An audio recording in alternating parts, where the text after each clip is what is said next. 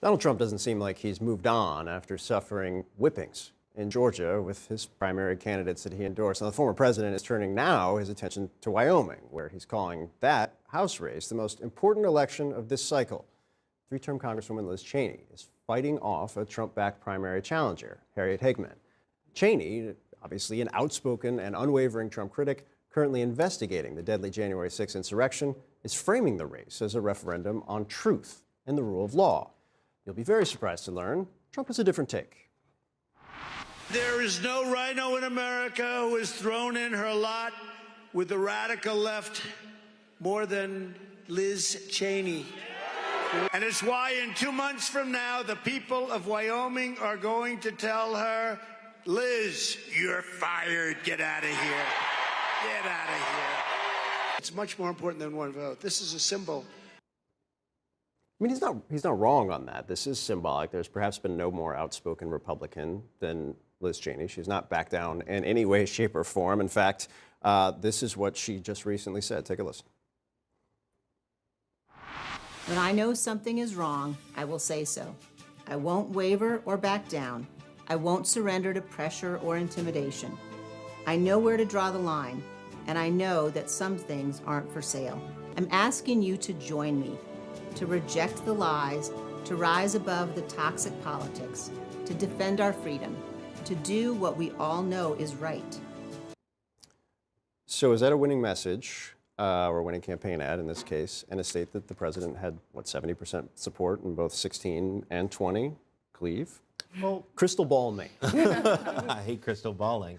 But I mean, look at the last 44 years. That was when Dick Cheney had his first run. You know, somebody named Cheney has not lost in Wyoming ever. Right. So it's going to be extremely difficult for a Trump-backed candidate, I feel, to, you know, overcome that sort of gigantic hill of just the Cheney name. We've already seen, as you said earlier, that Trump's, you know, candidates are, you know, some have been walloped, some are in recounts. It just is not the golden ticket that it was anymore. I feel like, though, that this race might be the definitive referendum on whether or not the future of the Republican Party is holding on to the 2020 loss, right? I mean, what Trump has tried to do is force every one of these primary candidates that he's back to get on board with this idea that the 2020 election was stolen. Say it's the most important issue on the ballot. He did that with Mo Brooks. That's the reason that he didn't back those candidates in Georgia.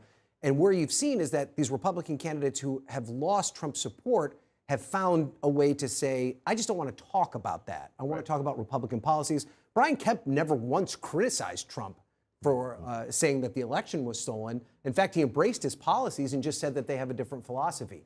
In this race in Wyoming, which is a Republican state, you have Liz Cheney going all in on the idea that saying the election was stolen is a bad idea and a threat to our democracy, and a Trump-backed opponent who says the exact opposite. So I do feel it's like our first true referendum on that very specific topic. Yeah. It also, I mean, in spite of the Cheney name there, which is obviously very powerful, you go to Wyoming, you see a lot of buildings named after Dick Cheney and so-and-so park named after somebody in the Cheney family. Despite that name, if he can't win here, then people are really going to be questioning, you know, his power even more. I mean, this is a time, obviously, you know, he had losses in Georgia, couldn't get. He's had 3 gubernatorial candidates that he has backed and put some money behind and has seen losses. If he can't get out Cheney, which a lot of the Republicans right now have rejected because she continues to criticize the former president, that's going to be a big problem for him. And so it kind of feels like he's regrouping in Wyoming to say this is the most important race because perhaps that should be the place where he should be most successful. And yet if we come to August and Cheney is still standing, man, that's going to be such a huge hit. I mean, it would napalm his power in terms of the party. Because you look, I think you make a great point. Wyoming is very different than Georgia. Cheney is very different than Kemp. But look at what happened in Georgia. I want to pull up the primary results of the top 3 kind of candidates where Trump backed the other side of who won. Kemp had 74%. Raffensperger won by 19 points.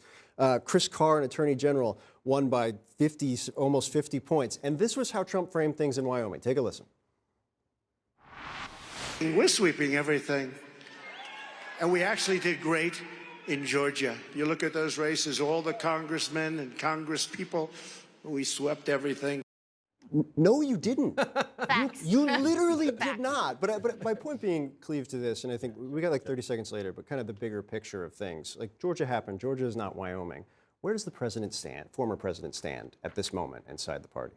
Yeah, I think we're seeing one of the big questions that happened after 2020 was what happens to Trump? What happens to Trumpism?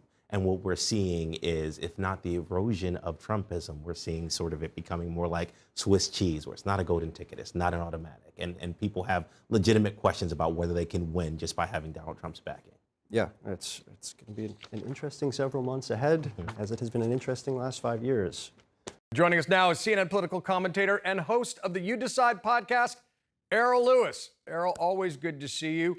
So, look, Wyoming, it's a conservative state. Trump is popular there. GOP leadership lining up behind Cheney's challenger, which is a stunning betrayal of House decorum. But no Cheney has lost a Wyoming race in 40 years, and Trump has seen some recent losses. So how do you see this all playing out? Well, there are a couple of different scenarios, John. Good morning.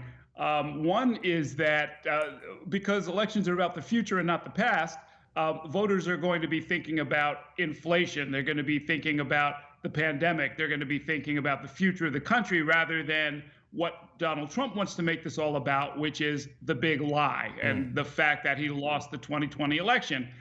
Saying that he somehow won the 2020 election seems to be a litmus test for him. And he is losing in state after state by insisting on that very non-rational criteria.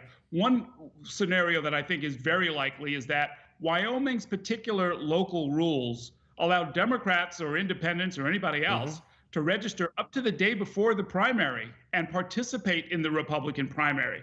Liz Cheney, with a campaign account of about $10 million, can mobilize a lot of those people. And it's a pretty easy way to deal a setback to former President Trump if Democrats choose to do so. I think that's a very possible scenario when the primary rolls around in August. That is possible. Not a ton of Democrats in Wyoming, but Western conservatives are famously independent, of course. Now, in a recent campaign ad, Cheney made it clear that she's not going to back down from Trump. Let's take a listen. There are some things you can count on. When I know something is wrong, I will say so. I won't waver or back down. I won't surrender to pressure or intimidation. I know where to draw the line, and I know that some things aren't for sale. That's the code of the West, and that's what Wyoming voters deserve and expect. Here's what's interesting to me.